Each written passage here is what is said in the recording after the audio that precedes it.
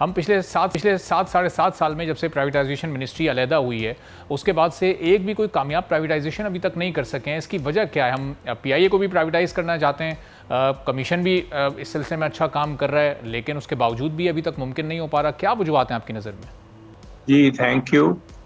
अब बात ये है कि हमारी जो होती है ना कार्रवाइयाँ, वो लंबी होती हैं, तो इसलिए ये कोई नई बात नहीं है।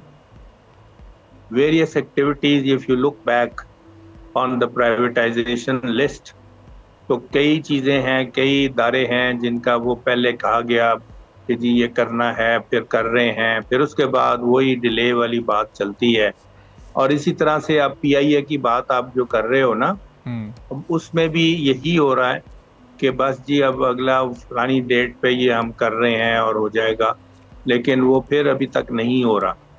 तो ये बात जो है ना, ये तो वहाँ ही से उनको ही पता है कि क्या हो रहा है एक्चुअली, और why the delay. Obviously I can't say the reason क्या है।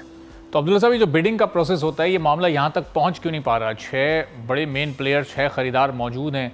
जो कमीशन है प्राइवेटाइजेशन का, उसको आज गौर भी करना है। 31 अक्टूबर को अगर 2 रोज़ के बाद ये बिडिंग के मरहले तक पहुँचना है, तो उसका क्राइटेरिया क्या होता है?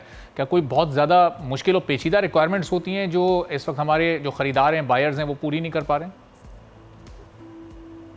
देखें, जो भी होता है ना, वो एक पूरा ओवरऑल पहले से ही बताया जाता है कि ये होगा आपकी रिक्वायरमेंट्स और ये आपको करना होगा, जिसकी बेसिस पे फिर वो अगला बंदा पार्टिसिपेट करता है, बिड करता है, और फिर उसके बाद वो आगे जो भी डिसीशंस हैं उसका वेट करता है।